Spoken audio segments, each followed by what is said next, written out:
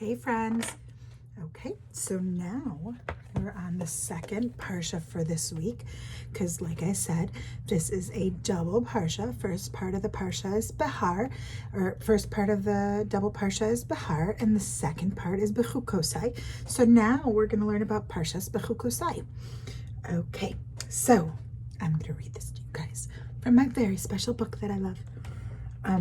After Hashem told the Jewish people all the commandments of the Torah, Moshe Rabbeinu spoke to the Jewish people in Hashem's name.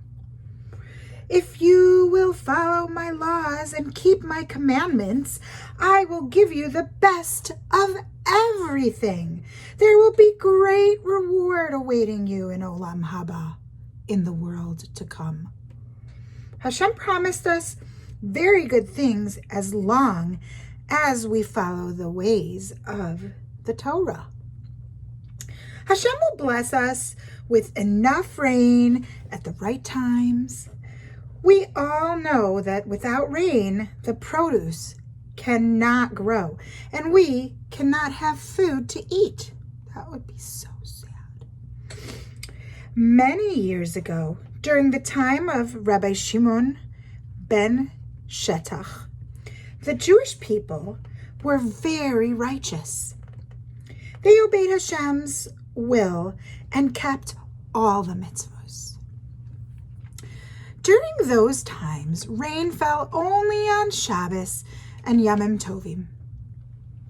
When the people were indoors, there was much blessing in the crops. Wheat and barley grew to be such big, huge things. Not like today, so much larger than they grow today. Each grain of barley was the size of an olive. Holy schmoly. All this was because the Jewish people were doing what Hashem wanted. Hashem also promised that there would be an abundance of food. That means plenty of food, so where nobody would go hungry. After eating just a small amount of food, the person would feel full, as if he had eaten a large meal, like a Shabbos meal, like that large. People can get sick from eating too much, which is why this was such a great blessing. Here are the pictures, friends. Okay, on we go. But even if we have all these blessings, enough rain, and plenty of food, how will this help the Jewish people in times of war? What if the enemies come and take everything away? What if the Jewish people are forced to hide in shelters and it is impossible to get all the good food? And what if there is war between the Jews? What if Jewish people are having war with each other? When brothers fight, how can they enjoy all the blessings? For this reason, Hashem promised us, and there will be peace upon your land, upon the land. The Jewish people will live in peace with the nations around them. There will be peace among all the Jewish people. Even wild animals will not be able to harm them.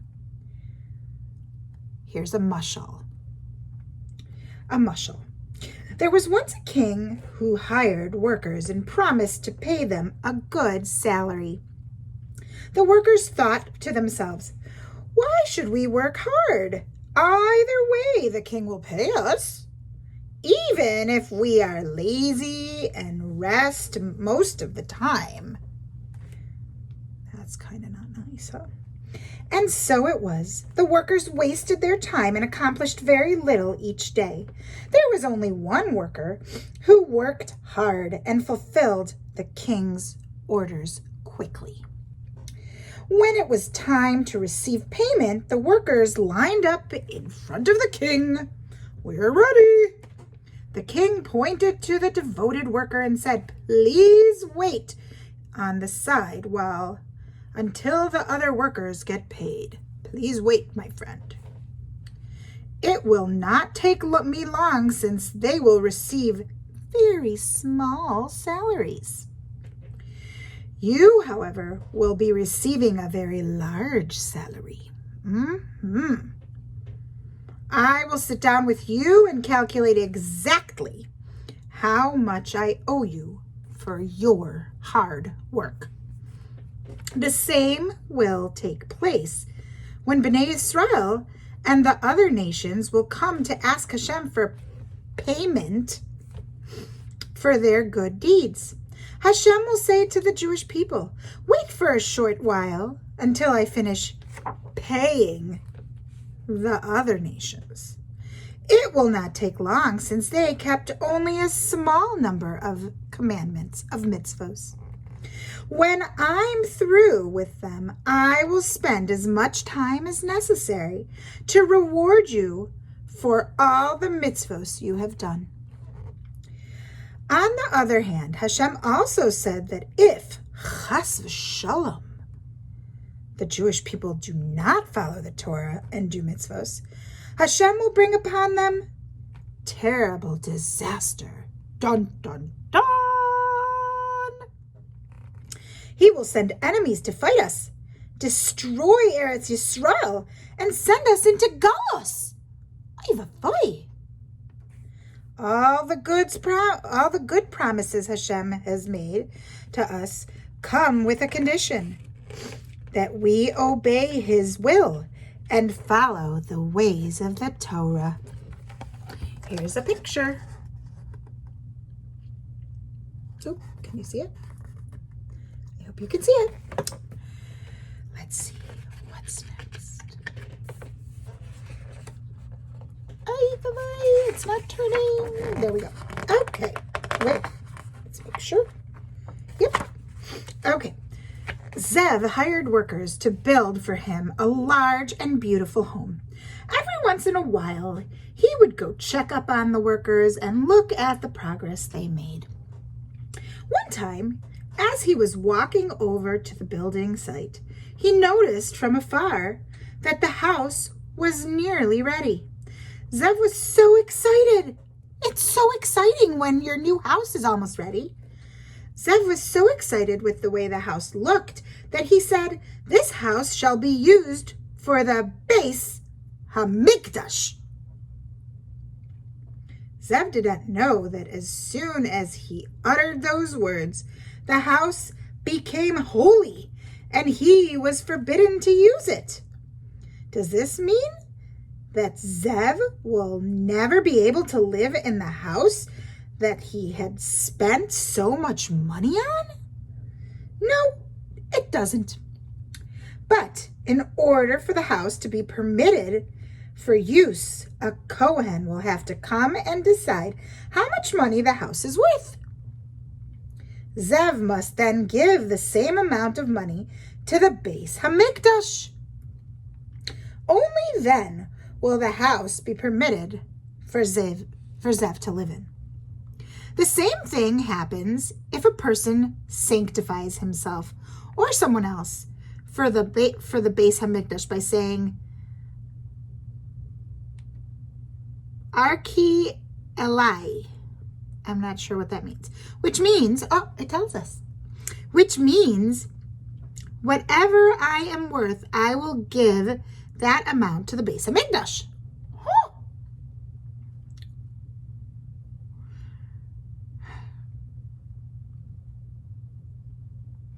The Torah tells us exactly how much a person is worth according to his age. If a person dedicated a certain animal as a korban and said that he will bring it to the Beis Hamikdash, he may sacrifice only that animal and may not exchange it for a different animal. So if they said, I am going to bring this cow for a korban, they can't then say, you know what, I changed my mind. Not this cow, that cow over there. The only time a person is permitted to change the animal is if something happens to the animal.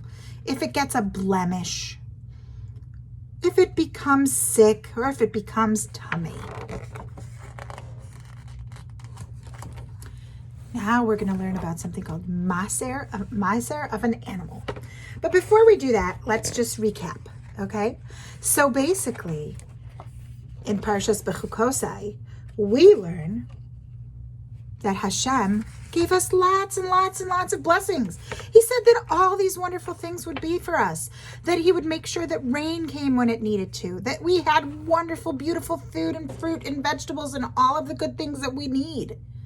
But the stipulation, the thing that we needed to do along with it, is to make sure that we follow the rules of the Torah.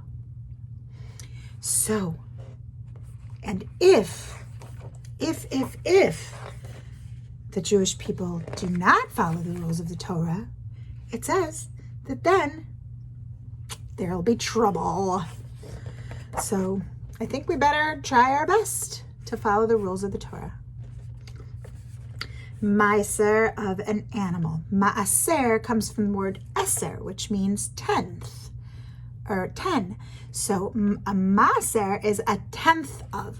So when we make money, let's say when we go to work or we have money, we give a tenth of it to tzedakah. And this is talking about maaser of an animal. A person who owns animals must always remember that everything, even his animals, comes from Hashem. Right? We learned that also in Behar, that everything comes from Hashem. That's why we do the Shemitah and the Yovel, is to remember and to help us, to help remind us that everything really belongs to Hashem and everything comes from Hashem. So each year, new animals are born. If a person wants to thank Hashem for all the new animals that he has, how can he do that? That's a good question. We say thank you, true, but there's more. If a person has, for example, newborn calves, so newborn baby calves, baby cows, he must take a tenth of the amount of animals that he has and bring them as a korban in the Beis HaMikdash. Obviously, this had to do when Beis HaMikdash was standing, and God willing, when the Beis HaMikdash HaShlishi happens, when Mashiach comes. In the time of the Beis HaMikdash, the Jewish people were obligated to bring as korbanos to Hashem 1/10. Remember, we said that 1/10 of the animals that they had each year. How was this done? Those who owned livestock would gather all the animals in one closed place and leave only a small opening, large enough for one animal to pass through at a time. The grown animals were placed outside. When each animal would make its own sound, the younger animals inside. When each animal would make its own sound, the younger animals inside would hear their mothers call and would rush and would push to get out. They would rush. They would push to get out to their mommies. That's so cute. The owner would stand next to the small opening with a stick in his hand and count 1, 2, 3, 4, 5, 6, 7, 8, 9, 10. When the 10th animal would come, he would quickly mark it with a bright red color and say, "This is the maaser." Then he would count another 10 animals and mark the 10th one in red then too. When he was done marking all the animals that were 10th in line, he would gather them together and take them to the Beis HaMikdash to bring them for his korban maaser. That's what happened. Even today we fulfill a mitzvah, the mitzvah of maaser. We give a tenth of our earnings. That's what I was telling you before. Our earnings is the money that we make when we work. 1/10 of our earnings to tzedakah. This is our way of thanking Hashem for all the good things that he gives us. Now, we have completed the entire book of Vayikra. Woohoo! We need to take a deep breath. And we're going to be continuing to our next book, Sefer Bamidbar. But first we have to say, Chazak, Chazak, v'nischazek. What? Chazak, Chazak, v'nitchazek. What? Chazak, Chazak, v'nitchazek. Thank you for watching. See you soon.